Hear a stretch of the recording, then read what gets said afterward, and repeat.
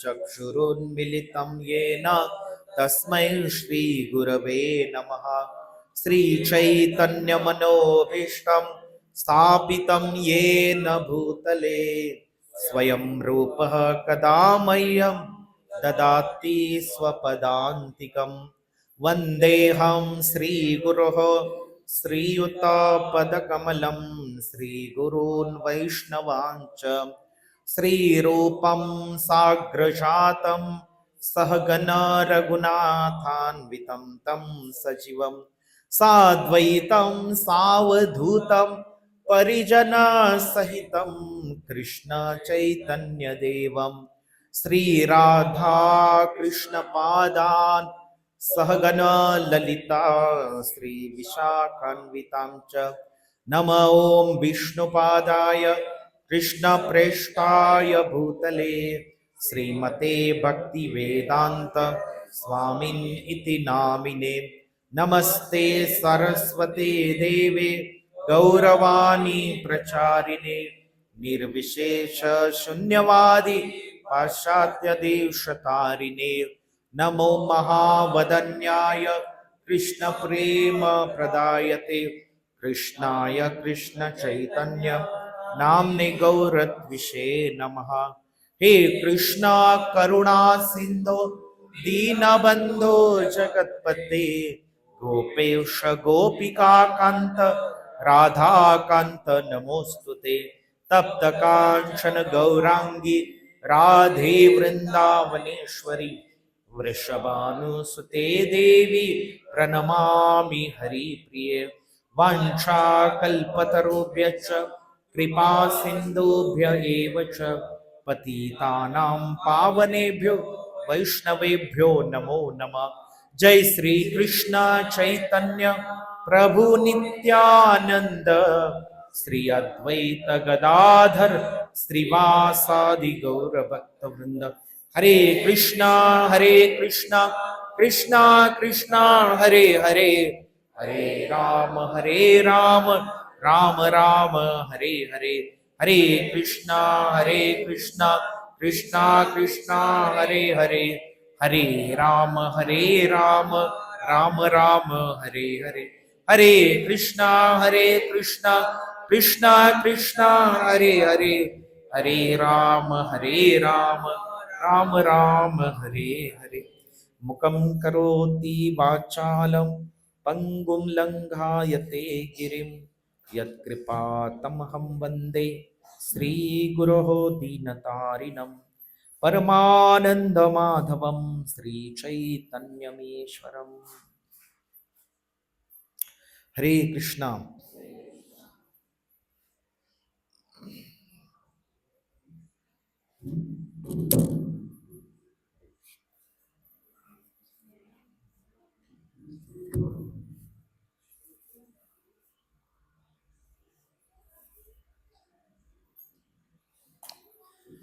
हरे कृष्णा।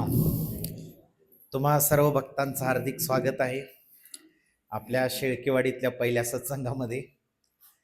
आणि आपलं भाग्य आहे कामदा एकादशीच्या शुभ पर्वावरती आपण भगवंताचं नामसंकीर्तन कथा कीर्तन करण्यासाठी एकत्र जमलो आहोत। खूप सुंदर योगायोग आहे। माझे परमपूज्य आध्यात्मिक गुरुदेव परमपूजनीय जय पताका स्वामी गुरु महाराज यांची चरणी सादर दंडवत प्रणाम करतो। आजच त्यांचा आविर्भाव तिथी पण आहे। कारण महान संत या पृथ्वीवरती येत असतात तर ते कशासाठी येत असतात? सगळ्या आपल्यासारखे संसार चक्र मध्ये फसलेल्या बद्ध जीवात्म्यांना भगवत भक्तीचा मुक्तीचा मार्ग दाखवण्यासाठी येत असतात। कारण का हे संत महात्मे जे हे संत महात्मे हेच जीवात्म्यासाठी मुक्तीचा एकमात्र उपाय किंवा मार्ग आहे। आणि या संत महात्म्यांचा जेवढा संग जो जीवात्मा करतो तो सगळ्यात भाग्यवान मानलेला आहे। कारण का श्रीमद भागवत मध्ये 11व्या स्कंदामध्ये भगवान कृष्ण उद्धवाला सांगतात भागवत माहितीये तुम्हाला? संत तुकाराम महाराज म्हणतात, गीता भागवत करीती श्रवण, अखंड चिंतन विठोबाचे. आपल्याला भागवत संप्रदायातल्या संतांनी फक्त गीता भागवत दिलेला आहे. हे गीता भागवत जे भगवान श्रीकृष्णांच्या साक्षात भक्तीचं स्वरूप आहे. आणि म्हणून हे 2 ग्रंथ सोडून बाकी काही वाचलं नाही पाहिजे मनुष्याने. संपूर्ण आपलं जीवन गीता भागवतावर आधारित पाहिजे. गीता आणि भागवत आपल्या जीवनाचा केंद्रबिंदू पाहिजे. गीता आणि भागवत हे आपलं साध्यपण आणि साधनपण आहे. म्हणजे भगवत भक्ती हे आपलं साध्य आहे आणि भगवत भक्ती हेच साधन आहे. आणि भक्ती कशी करायची भागवतात शिकवलेलं आहे. म्हणून भागवत मध्ये भगवान कृष्ण उद्धवाला सांगतात, काय सांगतात? दुर्लभो मानुषो देहो देहिनाम क्षणभंगुर. भगवान कृष्ण सांगतायत दुर्लभो मानुषो देहो. हे संस्कृत असलं तरी समजण्यासारखं सोपं आहे, कारण भागवत संस्कृत मध्ये लिहिले व्यासदेवाने. तर मनुष्य देह दुर्लभ आहे. दुर्लभ मानुष्य देह देहिनाम क्षणभंगुर. दुर्लभ असला तरी मनुष्य जीवन क्षणभंगुर आहे. किती क्षणभंगुर आहे? कमल दल जल जीवन टलमल. कमळाच्या पानावरती जेवढं पाणी आहे किंवा आळवावरच्या पानावरती जेवढं पाणी आहे ते घरगळून खाली पडायला जेवढा अवकाश लागतो, जेवढा टाइम लागतो, तेवढा क्षणभंगुर आहे. आपल्याला वाटतं माझं आयुष्य लई मोठं आहे, अजून मला बरंच काही करायचंय. ते काय करायचंय म्हणत म्हणत काळ चालला. वर्षाच्या वर्ष चाललेले आहेत. सूर्योदय झाला म्हणता सूर्यास्त झाला. सूर्यास्त झाला, आपल्या आयुष्यातला एक दिवस निघून गेला. एक दिवस निघून गेला म्हणता म्हणता आठवडा जातो. आठवड्यात महिना जातो. महिन्यात वर्ष जातो. पण आपल्या हातून काही भजन कीर्तन भगवंताचं नामस्मरण काही होत नाही. काळ निघून चाललेला आहे. आणि काळ जो आहे सगळ्यांना जबरदस्तीने व्यस्त करत आहे. संसार चक्रामध्ये हे करायचंय ते करायचंय, डोक्यामध्ये हजारो संसाराचे विचार आपल्याला ग्रस्त करून ठेवत आहे. पण दुर्लभ मनुष्यातला काळ जर निघून गेला तर पुन्हा आपल्याला मनुष्य जन्म मिळणार नाही. दुर्लभो मानुषो देहो देहिनाम क्षणभंगुर. एक तर मनुष्य जीवन फार दुर्लभ आहे. 84 लाख योनीचा फेरा पार करावा मग हा दुर्लभ देह प्राप्त झालेला आहे. आणि हा दुर्लभ देह कधी पण संपुष्टात येऊ शकतो, म्हणून याला क्षणभंगूर म्हटलेलं आहे. आणि त्याच्या पुढे काय सांगतात भगवान कृष्ण? त्याच्या पुढे सांगतात की दुर्लभो मानुषो देहो देहिनाम क्षणभंगुर तत्रापि दुर्लभ मन्ये. त्यापेक्षाही दुर्लभ काय आहे? वैकुंठ प्रिय दर्शनम. भगवंतांच्या शुद्ध भक्तांचा संग फार दुर्लभ आहे. या मनुष्य देहामध्ये फार दुर्लभ आहे. विशेषतः या कलिकाळामध्ये शुद्ध भक्तांचं वास्तव्य, शुद्ध भक्तांचं जिथं अस्तित्व आहे अशा जागा फार कमी आहेत. दुर्जनांचा प्रदेश आहे, दुर्जनांचा काळ आहे कलियुगामध्ये. 99% इथं सगळे नराधमच दिसणार तुम्हाला, कारण हे शास्त्रात सांगितलेलं आहे.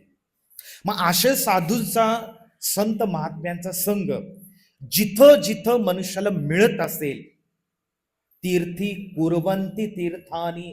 युधिष्ठिर महाराज भागवत मध्ये म्हणतात, जिथं संत महात्मे वास करत आहे ती जागाच काय होते? तीर्थ बनून जाते, तीर्थक्षेत्र बनून जाते. मग अशा संत महात्म्यांचा संघ, त्यांच्या संगतीत मिळालेला एक एक क्षण हा त्या जीवात्म्याला आहे ना वैकुंठाचा दरवाजा खुला करतो. बाकी काही अधमपतीत जीवात्म्यांना दुसरा कुठला मार्ग नाही. आपल्यात मध्ये बल नाही, आपल्यात साधना नाही, आपल्यात भक्ती नाही, आपल्यात ज्ञान नाही, वैराग्य नाही, अनासक्ती नाही, काहीच नाही आपल्यामध्ये. पण कलियुगातल्या जीवात्म्यांना अशा संत महात्म्यांचा एक क्षणभराचा संघ सुद्धा फार मोठं एक संपदा आहे, त्यांच्यासाठी फार मोठी संपदा आहे. कारण अशा संत महात्म्यांच्या दर्शनाने मात्र पवित्र होऊ शकतो एखादा जीवात्मा. म्हणून वैष्णव कवी म्हणतात की तुम्हाला जर आपल्यामध्ये माहिती आहे की गंगेमध्ये स्नान केल्यानंतर माणूस पूर्णपणे अंतर्बाह्य पवित्र होतो, सगळी त्याचे पाप कर्म नष्ट होतात, आणि हे सत्य आहे, त्याच्यात काही शंका नाही, कारण गंगेचं महात्म्य शास्त्रात सांगितलेलं आहे. पण वैष्णव कवी काय म्हणतात, गंगेमध्ये स्नान करण्यासाठी तुम्हाला कुठं जावं लागेल, जिथं गंगा आहे तिथं काशीला जावं लागेल, हरिद्वारला जावं लागेल, प्रयागला जावं लागेल. काही इथं येणार आहे गंगा शेळकेवाडीत? इथं नाही येणार. गंगार परश होईले पश्चात पावन. गंगेचा स्पर्श झाल्यावर, गंगेत तुम्ही डुबकी मारल्यावर मग पश्चात पावन, मग जीवात्मा पावन होतो. पण संतांचं संघ गंगेपेक्षा श्रेष्ठ सांगितलेलं आहे. दर्शने पवित्र कोरो तो मार्गून. आता संत जे गंगा काही ते काशी सोडून इथं येणार नाही, पण कोण येऊ शकतात? संत महात्मे येऊ शकतात. संत महात्मे जे त्यांच्या दर्शनानेच व्यक्ती पवित्र. एकदा काय झालं माहितीये का, नारद मुनी एका गावामध्ये गेले. नारद मुनी सारख्या संतांचं कामच आहे की या सगळ्या संसार चक्रामध्ये फसलेल्या जीवात्म्यांना कसं भगवंताच्या भक्तीचा मार्ग खुला करून देता येईल. मग ते भ्रमण करत असतात. ते भ्रमण करत म्हणजे ते तिन्ही लोकांमध्ये कुठेही जाऊ शकतात आणि स्वेच्छेने कोणताही जात पात धर्म न बघता असुरांच्या ते कंसाच्या राजवाड्यातही जातात, ते रावणाच्या लंकेत पण जातात, आणि ते मोठमोठ्या ऋषीमुनींच्या कुटीमध्ये पण जातात, आणि भगवंताच्या द्वारकेच्या राजमहालात पण जातात. त्यांना सगळीकडं म्हणजे त्यांना पास लागत नाही, त्यांना सगळीकडे एंट्री आहे. नो एंट्रीचा काही भानगड नाही तिथं. हे सगळी कारण ते भगवंताचे शुद्ध भक्त आहेत. आणि शुद्ध भक्त असल्या कारणाने एका गावामध्ये आले ते, एका गावामध्ये एका व्यक्तीच्या घरात गेले. लक्षात आलं, अरे हा बाबा नास्तिकाचं घर आहे, हा बाबा पापी आहे, यांना काही भजन कीर्तन भक्ती याचा काही संबंध नाही. आणि मग नारद मुनी आल्या पावली परत गेले. नारद मुनींना असं वाटलं की मी चुकीच्या ठिकाणी आलो का काय, नको त्या घरी जिथं पाप कर्म होते, मांसाहार होतो, नशापान होते, अशा ठिकाणी संत महात्मे कशाला जातील? जातील का? नाही. नारद मुनी आल्या पावली परत गेले. त्या माणसानं फक्त 1 सेकंड, एका क्षणाभरासाठी दर्शन केलं फक्त. काही उपदेश काही नाही, गीता भागवत काही नाही ऐकलं. नारद मुनी आले आणि निघून गेले. यथावकाळ जेव्हा त्या माणसाचा मृत्यू झाला तेव्हा त्या माणसाला यमदूत न्यायला आले. कोण आले? यमदूत. यमदूत काय येतात न्यायला? जो व्यक्ती पापकर्मी आहे, भागवत मध्ये सांगितले, जो पापकर्मी आहे, ज्याने भगवान विष्णूंना कधी साधं जल पण अर्पण केलेलं नाही, भगवान विष्णूंच्या भक्ती नामस्मरण काही नाही केलेलं, त्या व्यक्तीला यमदूत न्यायला येतात. यमदूतांचं वर्णन आजामिळाच्या याच्यामध्ये केलेलं आहे. भयानक आजामिळाला न्यायला असे भयानक यमदूत आले होते की आजामिळ जो आहे तो बसल्या जागेला अंथरुणातच मलमूत्र त्याग करायला लागला. इतकं भयानक चित्र होतं. आणि यमदूत जे आहेत ते सामान्य लोकांना दिसत नाहीत, ते सूक्ष्म, त्यांचा देह जो आहे तो इतका सूक्ष्म आहे, सामान्य लोकांना दिसत नाही, आणि ते आत्म्यावरती फास टाकून घेऊन जातात. तसं या माणसाला घेऊन गेले यमलोकामध्ये. यमराजांनी विचारलं की यांना काय पाप पुण्याचा हिसाब काय? तर चित्रगुप्ताने सांगितलं की याने काही पुण्य केलेलं नाही, याला तुम्ही यमलोकामध्ये दंड द्या, यम यातना भोगू द्या याला. मग त्याला यमदूत असं नेणार तिकडं यमलोकामध्ये, कुंभीपाक नरकामध्ये.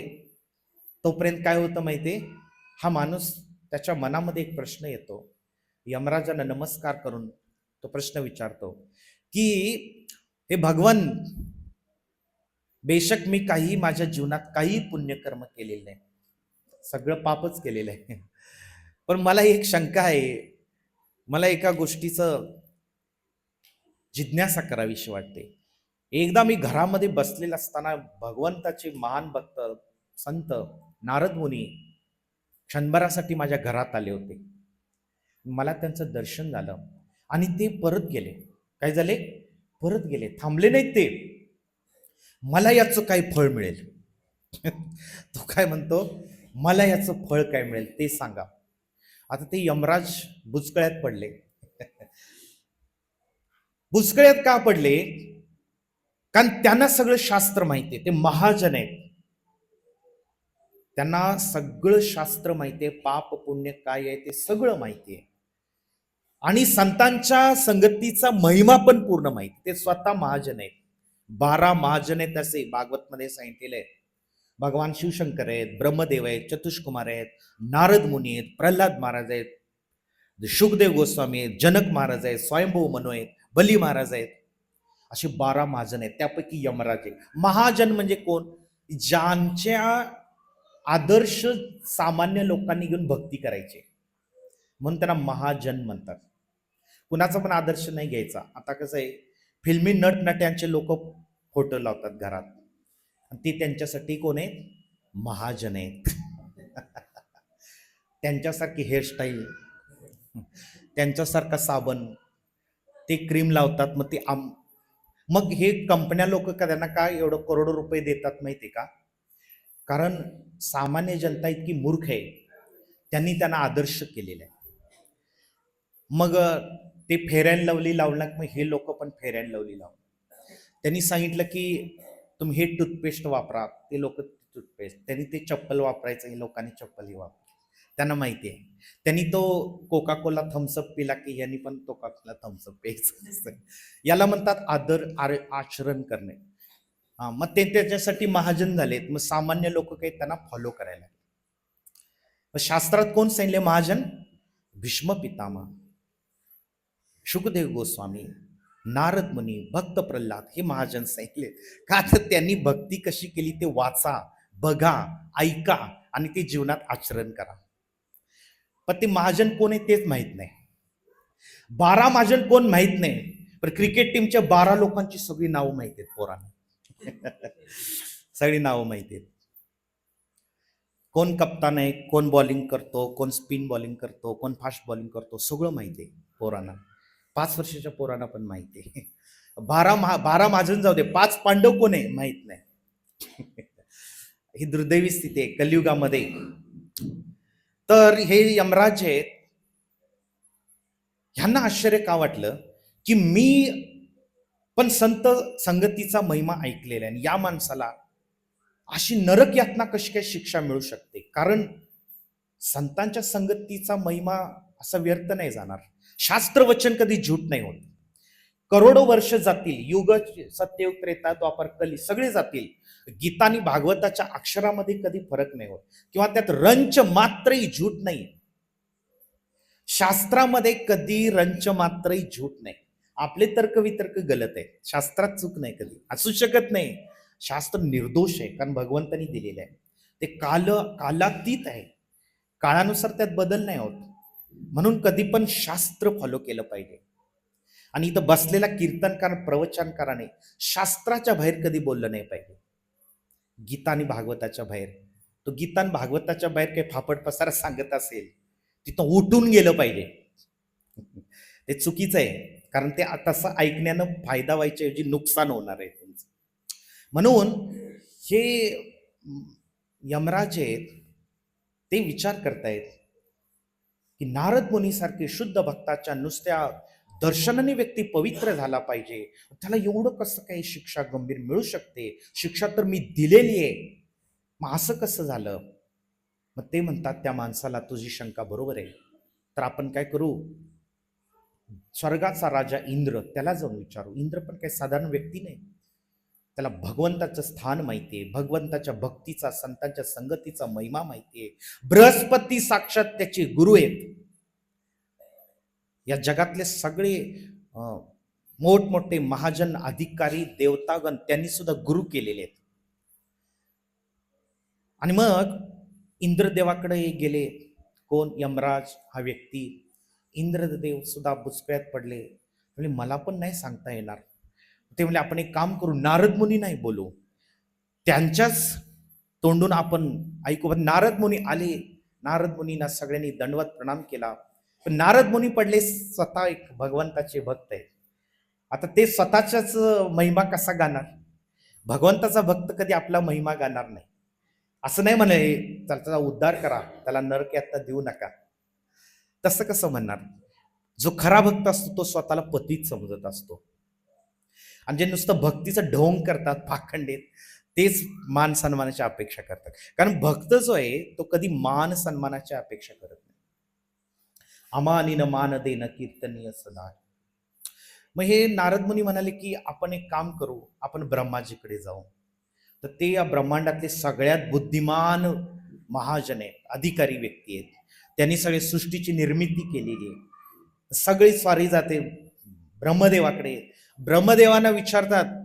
ब्रह्मदेव पण आपले चारी मेंदू, चारी डोके खाजून विचार करतात, पण त्यांना पण काही उत्तर सुचत नाही. मग हे ब्रह्मदेव म्हणतात की आपण कैलास पर्वतावर जाऊ. भगवान शंकर जे आहेत त्रिकालज्ञ आहेत, त्यांना सर्व काही माहिती आहे, ते नक्की सांगतील आपल्याला. ब्रह्माजी, यमराज, नारद मुनी, इंद्र आणि तो माणूस सगळे कुठे जातात? कैलास पर्वतावर. भगवान शंकरांना विचारतात, असं असं झालेलं आहे, फार मोठी गफलत झालेली आहे, शास्त्रवचन झूट होऊ शकत नाही, या व्यक्तीला तर शिक्षा मिळालेली आहे, मग आता करायचं काय? नारद मुनींसारख्या महान संतांचा संगतीचा परिणाम असा आहे की तो व्यक्ती पवित्र होऊन जातो. ज्या संतांच्या दर्शनाने, संगतीने वाल्याचा वाल्मिकी झाला, मृगारीचा महान संत झाला, मग त्यांच्या दर्शनाने हा व्यक्तीला नरक यातना कशी काय भेटल्या? भगवान शिवशंकर म्हणतात की खरोखर हा प्रश्न खूप गहन आहे आणि मलाही सांगता यायचं नाही. आपण एक काम करू, आपण सगळे मिळून कुठं जाऊ? आता एकच राहिले. कोण? साक्षात भगवान विष्णू वैकुंठामध्ये गेले सगळे. जय विजय, काय वैकुंठाचा नजारा!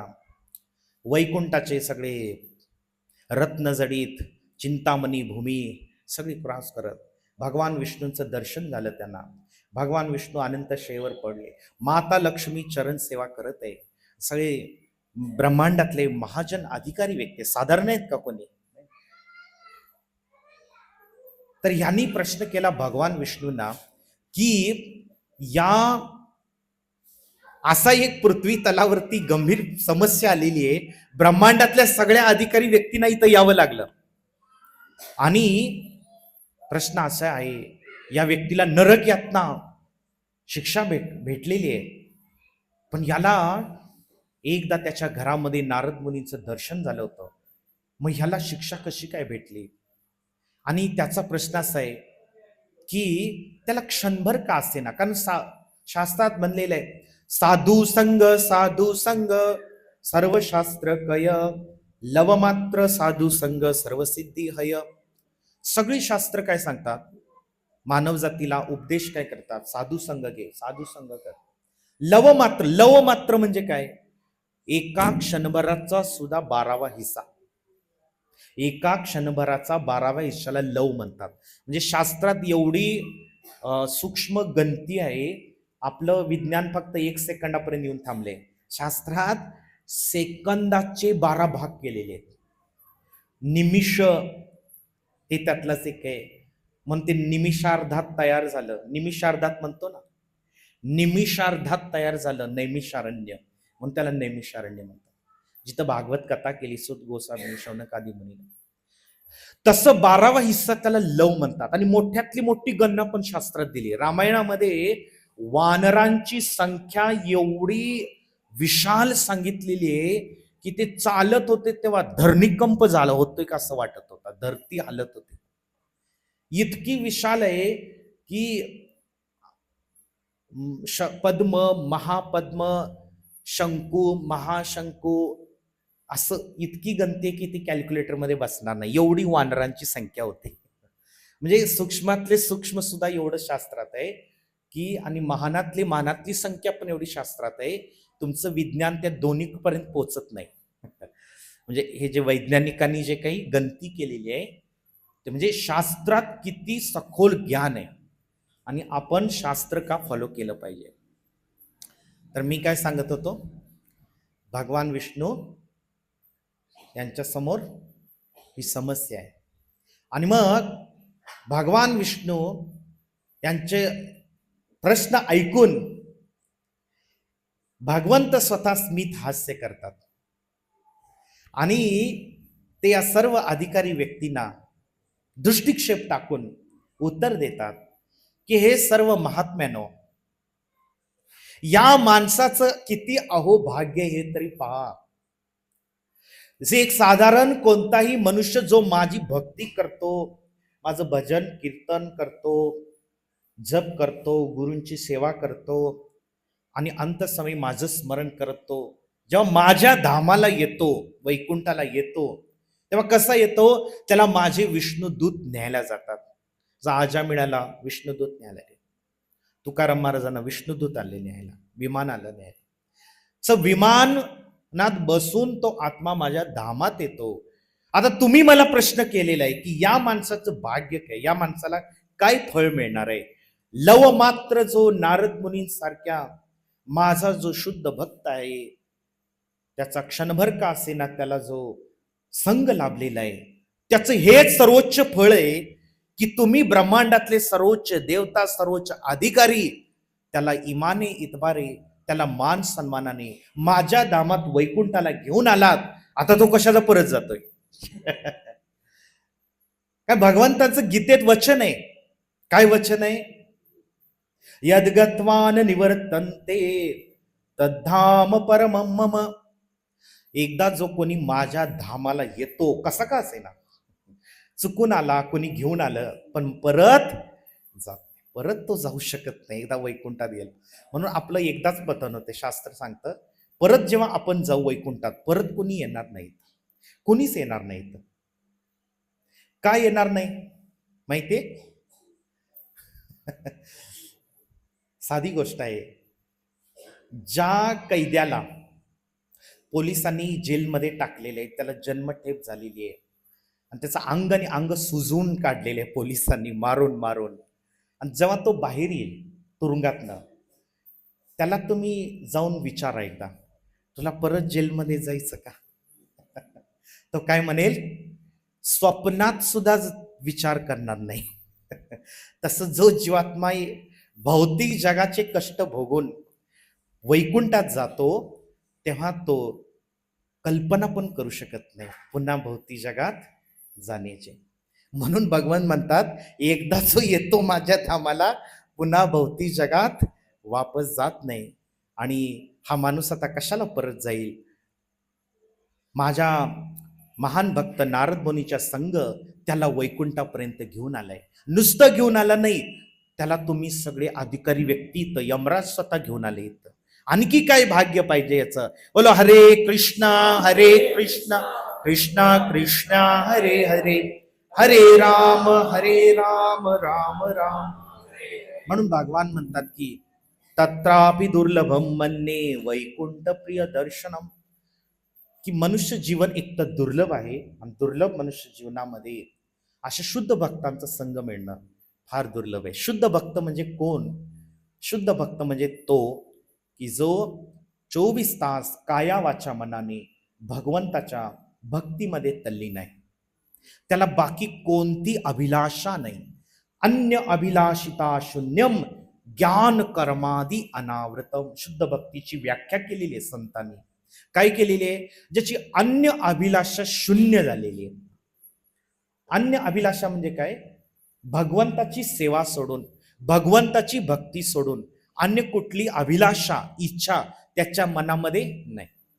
याला शुद्ध भक्त म्हटलेलं आहे. ज्याच्या हृदयात एक जरी इच्छा आहे, माझी एवढी इच्छा पूर्ण व्हावी. लोक म्हणतात की आता काय नाही मला इच्छा, असं म्हणतात. आता काही इच्छा राहिली नाही असं लोक म्हणतात कधी कधी.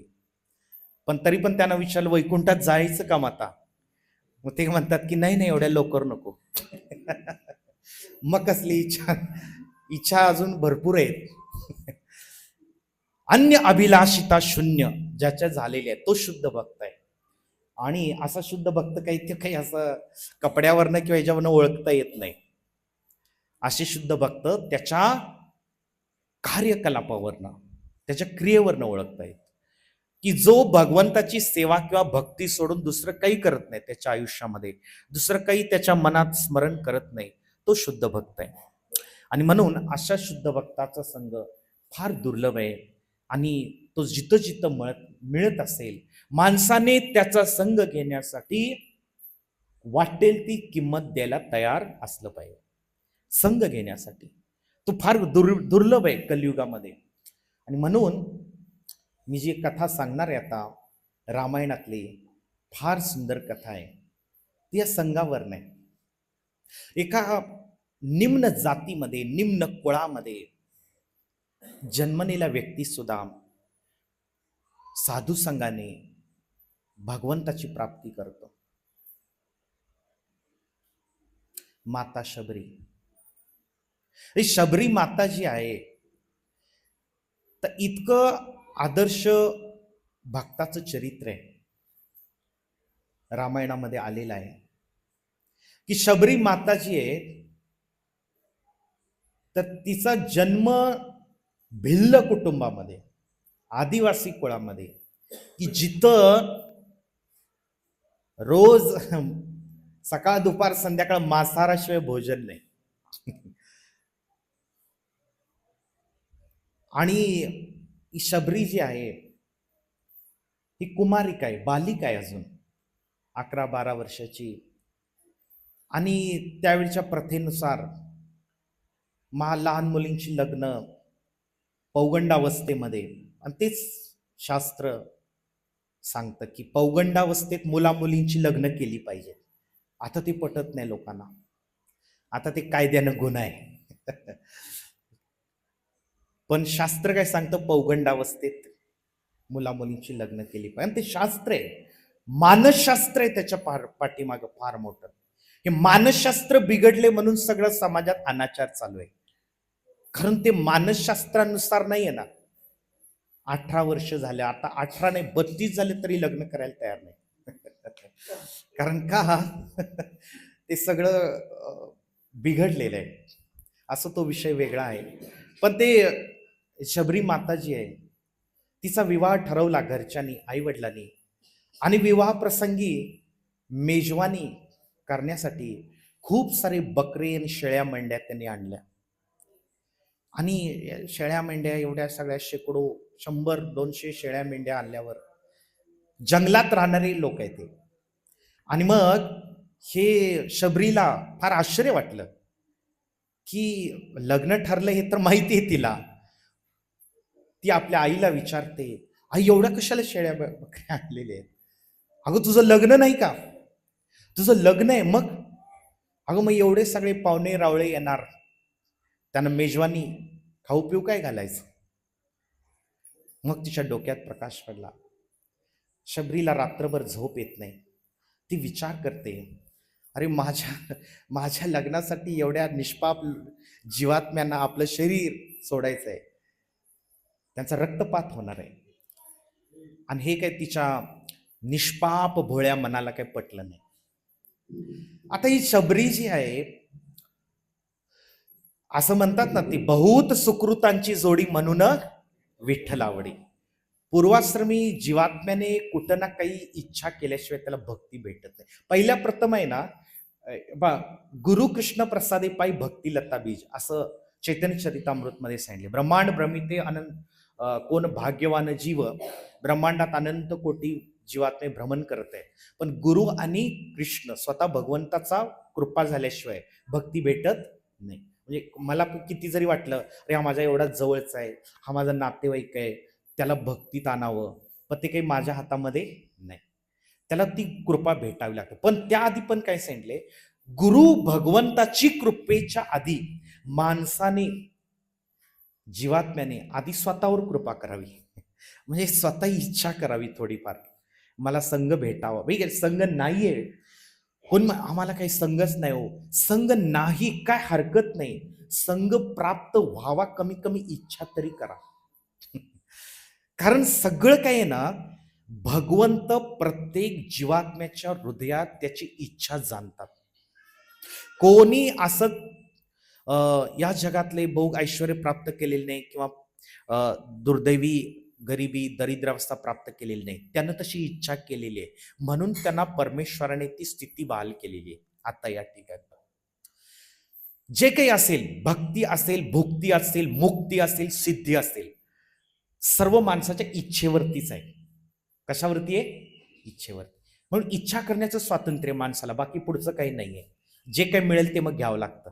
भुक्तीची इच्छा केली, भोग वाचला, भोग मिळणार तुम्हाला. ध्रुव महाराजांनी इच्छा केली, मला माझ्या आज्यापेक्षा मोठं राज्य पाहिजे. भगवान म्हणाले तुला आता घ्यावं लागेल.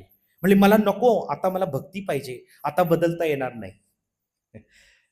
मिळेल भक्ती, पण आधी राज्य उपभोग झाल्यावर मग भक्ती.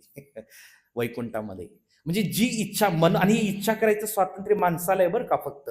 म्हणून म्हणले दुर्लभो मानुष्यो देहो देहीनाम शरमंगुर. इच्छा करायचं फक्त स्वातंत्र्य माणसाला आहे. गाढव, कुत्रा, जनावर, बकरी, शेळ्या, मेंढ्या यांना इच्छा करायचं स्वातंत्र्य नाही. त्यांनी इच्छेचा दुरुपयोग केला म्हणून त्यांना शरीर मिळालेली आहेत. म्हणून इच्छा माणसाने, शास्त्र सांगतं कशाची इच्छा करावी? फक्त भगवत प्राप्तीची इच्छा करावी. मला काही नको, मला फक्त भगवत प्राप्ती पाहिजे. कारण चुकून जर दुसरी कुठली इच्छा केली तर ती इच्छा पूर्ण करण्यासाठी पुन्हा भौतिक जगात, लौकिक जगात यावं लागेल. तो देह धारण करावा लागेल. देह धारण केल्यावर पुन्हा सगळं संसार चक्र चालूच झालं. मग इच्छा काही एकदा येत नाही, इच्छा हजारो येतात माणसाच्या मनामध्ये. एक झाली की एक, एक झाली की एक, त्याला काही अंतच नाही. म्हणून शास्त्र सांगतं की भगवत प्राप्ती सोडून अन्य अभिलाषा करू नये. आणि मग बहुत जन्मांची सुकृती. आता ह्या शबरीनं काही मागच्या जन्मामध्ये इच्छा केली होती. कशाची इच्छा केली होती माहितीये? मला साधू संघ मिळावा. ती राणी होती, मोठ्या राज्याची ती राणी होती, राजकुमारी होती, आणि साधू संघ मिळावा म्हणून ती प्रयास करत होती. एकदा असंच प्रयागला, हरिद्वारला कुंभमेळा भरला होता. कुंभमेळ्यामध्ये तिनं ऐकलं होतं की हजारो साधू संत येतात, मला तिथं त्यांचा संघ भेटेल. म्हणून ही शबरी काय केलं? शबरीने साधू संघ करण्यासाठी कुंभमेळ्यात आली. पण झालं काय? आता राजकुमारी येणार म्हटल्यावर काय केलं? ते सगळ्या सैनिक असतात राजाचे, त्या सगळ्यांनी त्या साधूला हाकलून लावलं. बाजूला व्हा, बाजूला म्हणले. राजकुमारी येते. राजकुमारी काय अशी चालत येणार आहे का? ती अशी पालखीत बसून आली, डोलीत बसून आली. आणि खाली उतरल्यानंतर पाहते एवढा मोठा विस्तीर्ण गंगेचा घाट आहे, पण तिथं कोणच साधू नाही. ते विचारते साधू कुठे गेले? ते साधूंचं दर्शन करण्यासाठी, संग घेण्यासाठी मी आले, कुठे गेले साधू? साधूंना हाकलून लावला मी. म्हणले, तिने कपाळावरती हात मारून घेतला. म्हणले हा असला माझा जन्म, भोग ऐश्वर्यामध्ये, सुखामध्ये. भगवंतांना तिने तिथल्या तिथं सांगितलं की असा मला जन्म दे जिथं मला साधू संघ भेटेल. हे असला जन्म नको. तर भोग ऐश्वर्य सगळे, पण मला साधू संघ भेटत नसल्याचा काय उपयोग आहे? भगवंतानी इच्छा पूर्ण केली. अशा कुटुंबामध्ये जन्म मिळाला. आदिवासी, म्हणजे इथून डायरेक्ट इथं. पण पूर्व सुकृती जी आहे ती आता फलीभूत होत आहे, आणि तिला रात्रभर झोप येत नाही. आणि ती म्हणते, विचार करते, एवढ्या सगळ्या निष्पाप जीवात्म्यांचा बळी जाण्यापेक्षा मीच निघून जाते. हे लग्नही नको आणि हे पाप कर्म माझ्या माथी नको. आणि ती कुणालाही न सांगता मध्यरात्रीला घर सोडून निबिड अंधकारामध्ये, घनदाट जंगलामध्ये असे निघून जाते की तिचा थांगपत्ताही कुणाला लागू नये, कुणी तिला शोधून पण काढू नये. आणि त्रेतायुगामध्ये एवढं हे सगळं दंडकारण्य होतंय. आपण आता इथं राहतो, हे सगळं दंडकारण्य होतं. घनदाट जंगल होतं, इथे सगळे राक्षस आणि आसुरी लोक राहत होते. भगवान रामचंद्र जेव्हा वनवासात आले होते तेव्हा असे सगळे रोज एक एक राक्षसच भेटायचे त्यांना. आणि मग ती इतक्या घोर जंगलात निघून गेली की शेवटी ती चालत चालत आल्यानंतर खूप लांब तिला मातंग ऋषींचा आश्रम दिसतो. आणि हे मातंग ऋषी जे आहेत ते भगवंताचे महान भक्त आहेत, साधू पुरुष आहेत. आता ही आहे ती नीच कुळात जन्मलेली स्त्री आणि हिला अशा साधू पुरुषांचा कसं काय संग मिळेल किंवा त्यांच्या जवळ त्यांच्या झोपडीत ती जाऊ शकत नाही. अस्पृश्य आहे ती. त्यावेळेला काटेकोरपणे सगळं पालन, त्यात स्त्री आहे. तिनं काय केलं माहितीये पहा की भगवत भक्ती करण्यासाठी, साधू संग करण्यासाठी काहीतरी त्याग करावा लागतो. शबरी माता शिकवते काहीतरी त्याग करावा लागतो. 1-2 दिवस नाही, वर्ष 2 वर्ष ती त्यांचा रस्ता साफ करते. मध्यरात्रीला उठून, मध्यरात्रीला ते साधू पुरुष ब्रह्ममुहूर्ताला उठून नदीवरती स्नानासाठी जातात आणि त्यांचे सगळे शिष्य आहेत मातंग ऋषींचे. आणि ब्रह्ममुहूर्ताला येऊन स्नान करून तेव्हा त्यांचं यज्ञ कर्म होम हवन चालू व्हायच्या आधी ही त्यांचा सगळा रस्ता साफ करायची. असं खूप दिवस झाल्यानंतर मग ते मातंग ऋषींच्या लक्षात आलं, अरे हा रस्ता कोण साफ करतोय रोज. मग ते एका मध्यरात्रीच उठून पाहतात तर ही जी शबरी आहे ती त्यांचा झाडून रस्ता साफ करत आहे. मग ते तिला विचारतात, तू कोण आहेस आणि का असं रस्ता साफ करतेस. त्यावेळेला ती उत्तर देते, नमस्कार करते, ते मी अशी अशी आहे, घर सोडून आलेली आहे आणि मी इथं जवळच तुमच्या आश्रमाच्या जवळ राहते, एक झोपडी बांधून, आणि मला साधू संघ घ्यायचा आहे आणि म्हणून तुमची कृपा व्हावी, तुमच्या तोंडून 4 उपदेश मला मिळावेत, तुम्हाला गुरु करावं म्हणून मी ही सेवा करत आहे. तिच्या त्या निष्ठेनं, सेवा भक्तीने मातंग ऋषी फार संतुष्ट झाले. दया आली तिची. एखाद्या जीवात्म्याला साधू संघाची भक्तीची अभिलाष आहे हे पाहून संत महात्म्यांना आनंद होतो. अशी इच्छा होणारी फार दुर्लभ आहेत लोक, फार दुर्लभ आहेत. आणि तिला इच्छा झाल्याचं पाहून ते म्हणतात की काय हरकत नाही, तू इथंच राहा. आणि म्हणले की तू भगवान श्रीरामांच्या नामाचा जप कर. एक दिवस भगवान श्रीराम तुझ्या झोपडीमध्ये येतील. असं नाही सांगितलं की 10 वर्षांनी येतील, 15 वर्षांनी येतील, 20 वर्षांनी येतील, येतील. आणि एकदाच जे गुरुनी वचन सांगितलं त्या वचनावरती विश्वास ठेवून, श्रद्धा ठेवून तिची साधना चालू झाली. मग रोज तिचा नित्यक्रम चालू झाला. पहाटे उठायचं आणि रोज आपली झोपडी सारवायची, साफसफाई करायची, पाणी भरायचं. आज माझे प्रभू येतील, त्यांच्यासाठी फुलं आणायची, फळं आणायची, कंदमुळं आणायची, असा रोजचा नित्यक्रम. आणि सूर्यास्त झाला, भगवान नाही आले, काय हरकत नाही, पुन्हा दुसऱ्या दिवसाने दिवसभर अखंड राम नामाचा जप. श्रीराम जय राम जय जय राम, श्रीराम जय राम जय जय राम, श्रीराम जय राम जय जय राम, श्रीराम जय राम जय जय राम, श्रीराम जय राम जय जय राम.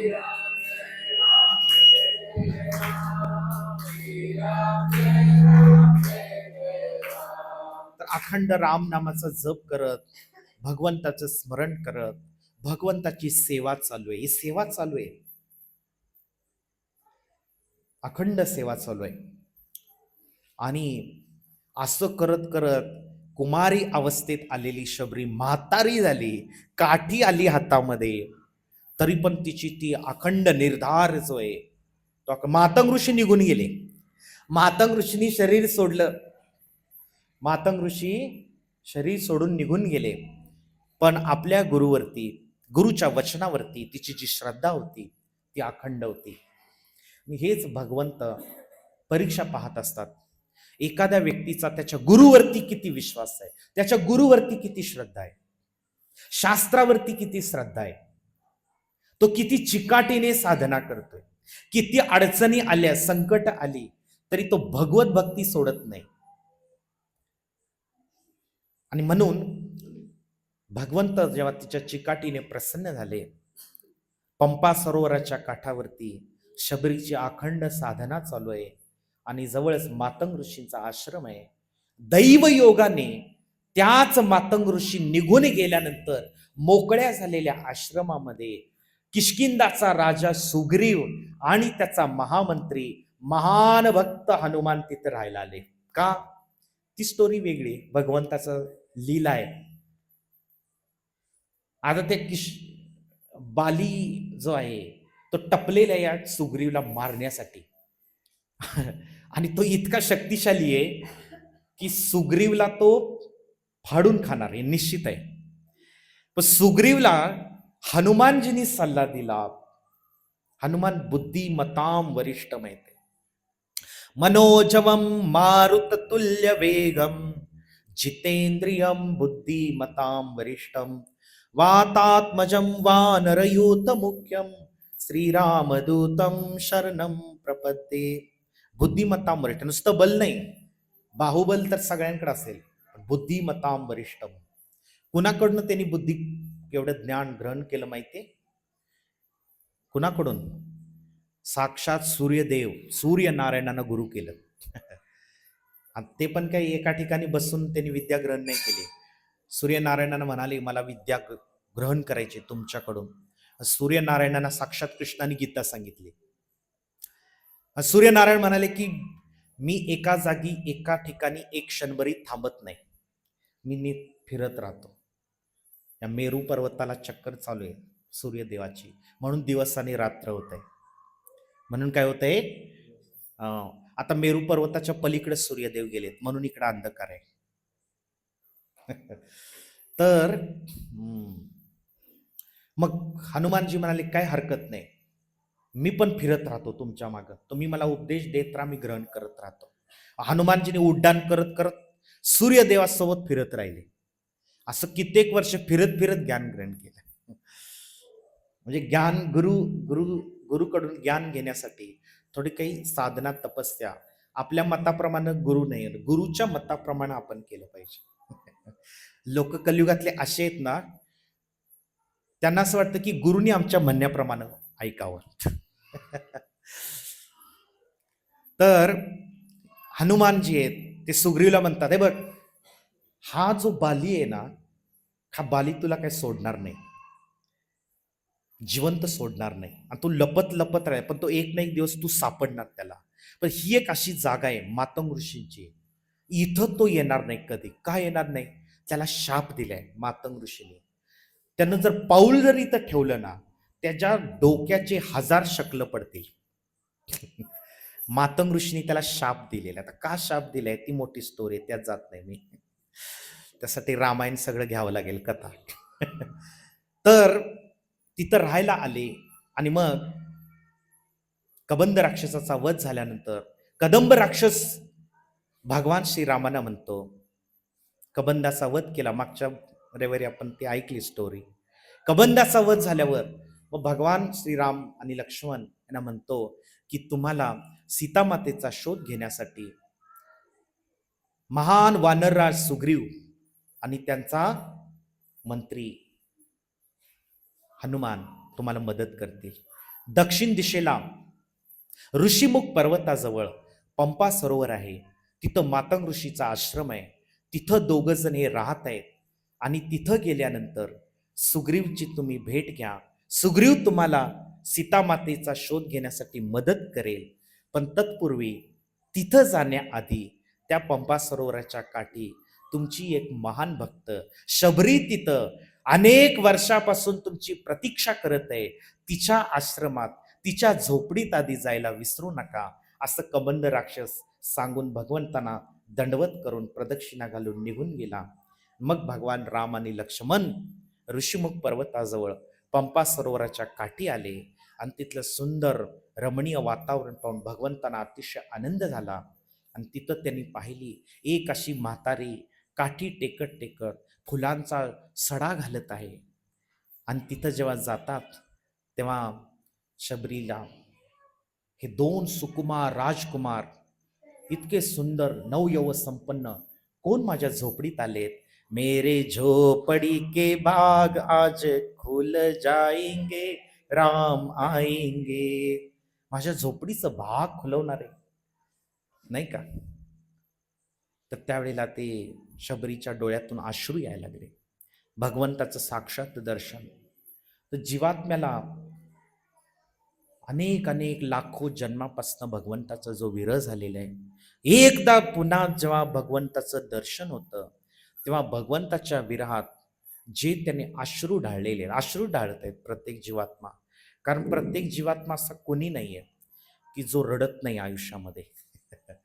कारण कोणी ना कोणी प्रत्येक व्यक्ती रडलेला आहे आणि हजारो लाखो जन्म रडतच आलेले आहे. आणि रडण्याचं कारण काय, आपण सगळे भगवंतापासून वेगळे झालेलो आहोत. एकमेव कारण आहे, बाकी काय नाही. तर असं सांगितले भगवंताचं दर्शन जेव्हा पुन्हा जीवात्म्याला होतं तेव्हा त्याने आजवर अश्रू ढाळून ढाळून जे अनेक अनेक समुद्र तयार झालेले आहेत, अश्रूंचे समुद्र, त्या अश्रूंचा समुद्र भगवंताच्या फक्त दर्शनाने त्याची वाफ होऊन जाते आणि भगवंताच्या दर्शनाने त्याच्या हृदयात आल्हाद निर्माण होतो. बोलो हरे कृष्णा कृष्णा कृष्णा हरे हरे, हरे राम राम राम. तर शबरीला इतका आनंद झालेला आहे, अष्टसात्विक विकार आलेले आहेत, रोमांच उभे राहिलेले आहे, कंठ गजगदून आलेले आहे आणि डोळ्यातून अश्रुधारा वाहत आहे. मातंग ऋषींच्या प्रती कृतज्ञतेचा भाव जागृत झालेला आहे. माझ्या गुरुनी मला शब्द दिला होता, एक दिवस तुझ्या झोपडीमध्ये भगवंत येतील. आज तो सौभाग्याचा दिन आलेला आहे, सौभाग्याचा दिन आलेला आहे. आज माझ्या सगळ्या अनंत जन्माचं सगळं पाप नष्ट झालेलं आहे. आज माझ्या अनेक वर्षांची साधना तपस्या फळास आलेली आहे. साक्षात प्रभू माझे परम आराध्य भगवान राम आणि लक्ष्मण माझ्या झोपडीत आलेले आहे आणि भगवंताची इतकी मनोभावे सेवा करते. त्यांना आसन देते, त्यांना प्यायला पाणी देते, फळं जी तोडून आणलेली आहेत ताजी ताजी फळं तोडून देते आणि भगवंताची मनोभावे सेवा केल्यानंतर भगवान राम त्या शबरी मातेला नवदा भक्तीचा उपदेश करतात. भगवान कृष्णाने गीता सांगितली अर्जुनाला, भगवान कृष्णाने उद्धवाला पण उपदेश केलेले आहेत. भगवान श्रीरामांनी असे उपदेश केलेले आहेत का? हो. कुणाला केलेले आहेत? शबरीला उपदेश केले. इतके सुंदर आहेत. नवदा भक्ती काय केल्यानंतर जीवात्मा किंवा मनुष्य माझी प्राप्ती करू शकतो.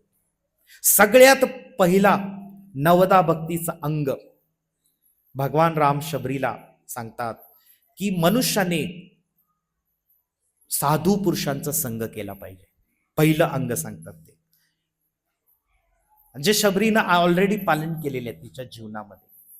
तिला भगवंताचं दर्शन, भगवंताची प्राप्ती कशामुळे झाली? फक्त तिने साधू संग प्राप्त व्हावा म्हणून एवढा मोठा राज घराण्यात मिळालेला जन्म त्याग केला. पुन्हा इथं मिळाल्यानंतर आई वडील आणि सगळे घर त्याग केला आणि एका इतकं साधं दरिद्री जीवन साधू पुरुषांचा संग मिळावा म्हणून. तर भगवान राम पहिला सांगतात की मनुष्याने साधू संग केला पाहिजे. साधू पुरुषाच्या संगतीमध्ये दुसरं सांगतात त्याने भगवंताच्या नामांचं कीर्तन केलं पाहिजे, नामांचा जप केला पाहिजे, भजन केलं पाहिजे. तिसरं सांगतात भगवंताच्या सुंदर सुंदर लीलांचा कथांचा रसपान केलं पाहिजे. भगवंताची कथा, मतकथा ना, तुष्यंतीच रमंतीच मच्चित्ता मदगत प्राणा बोधयंत परस्परम कथयंतच माम नित्यम तुष्यंतीच रमंतीच. भगवद्गीतेमध्ये सांगतात की माझे भक्त जे माझ्या कथा एकमेकांना सांगतात, उद्बोधन करतात आणि त्यातच ते रममान होतात. म्हणजे कथा श्रवण केली पाहिजे. चौथं काय सांगतात? मनुष्याने आपल्या गुरुची सेवा केली पाहिजे. तुच्छ आणि नम्रपणे भाव धारण करून, जसं शबरीने गुरूंची सेवा केली, त्यांचा मार्ग साफसफाई केला. भले तिला कोणी सांगितलं नाही तू कर म्हणून, स्वयंस्फूर्त स्वेच्छेने केली पाहिजे गुरूंची सेवा, आणि ती इच्छा मनातनं आली पाहिजे. गुरूंची सेवा केली पाहिजे, शरणागती पाहिजे. जे शास्त्रामध्ये सांगितलेलं आहे, जे गुरु आणि साधूंनी सांगितलेलं आहे, ते 100% पालन केलं पाहिजे जीवनामध्ये. ते उपदेश जे साधू संतांनी दिलेले आहेत, ते उपदेश कशासाठी आहेत? पालन करण्यासाठी आहेत, ना की नुसतं रोज ते रट्टा मारण्यासाठी आहेत. अशा प्रकारे 9दा भक्तीचा उपदेश करून शबरी कृत्य झाली, आणि शबरीने स्वतः लाकडं आणून चिता रचली आणि स्वतः अग्नी प्रवेश करून भगवान श्रीरामांना प्रदक्षिणा घातली, दंडवत प्रणाम केला, प्रार्थना केल्या आणि भगवंतांना म्हणाली की भगवंता आता मला आज्ञा द्या. आणि भगवंतांनी स्वतः तिच्या आत्म्याला आपल्या निजधामाला, साकेत धामाला, अयोध्या धामामध्ये गती प्रदान केली.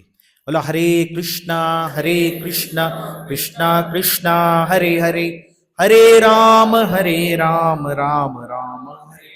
तर अशा प्रकारे साधू संगतीचा जो महिमा आहे तो इतका शास्त्रात वर्णन केलेला आहे की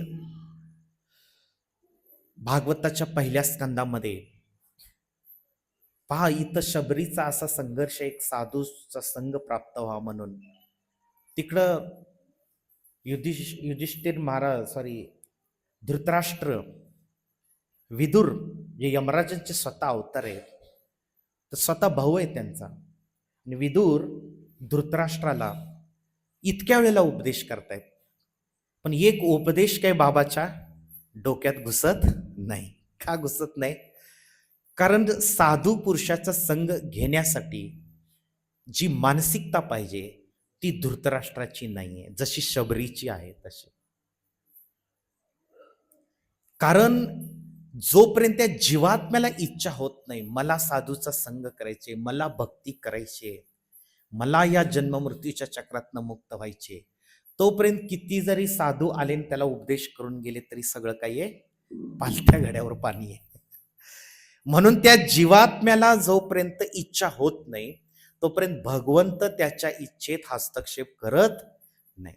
आणि शेवटी जेव्हा विदुर महाभारताचं युद्ध संपल्यावर धृतराष्ट्राला तीक्ष्णपणे बोलतात, मग त्याची ती राजभोगाची कामनाची गाठ आहे मग ती तुटते, आणि मग शेवटी ते निर्धार करून बाहेर पडतात, मग आत्मसाक्षात्कार प्राप्त करतात. म्हणून माणसाने पण तोपर्यंत, भागवत सांगतं तोपर्यंत वाट बघू नये. शंकराचार्य काय म्हणतात? अंगम गलितम पलितम मुंडम दशनविहीनम जातम तुंडम. शंकराचार्य पण महान भक्त आहेत भगवंताचे. ते काय म्हणतायत? अंगम गलितम पलितम मुंडम. माणसाचं अंग गळायला लागले, त्वचा गळायला लागली, सगळे अवयव थकले, झिजलेत, डोकं पांढरं झालं, दात पड. दशन विहीनम. दशन विहीनम म्हणजे तोंडात दात राहिलेले नाहीयेत. दशन विहीनम जातम तुंडम तदपि न मुंचती आशा पिंडम. तरी पण माणसाचं या जगातले भोग घेण्याची आशा आहे, सुखी होण्याची आशा आहे, ती काही समाप्त होत नाही. तदपि न मुंचती म्हणजे तो आशा पिंड काही जळत नाही. माणूस मेल्यानंतर त्याचा देह जळतो पण त्याची आशा जळत नाही. ती आशा त्याला पुन्हा भौतिक जगात. म्हणून ते काय म्हणतात? भज गोविंदम भज गोविंदम गोविंदम भज मूढमते. भज गोविंदम भज गोविंदम गोविंदम भज मूढमते. भज गोविंदम भज गोविंदम गोविंदम भज मूढमते.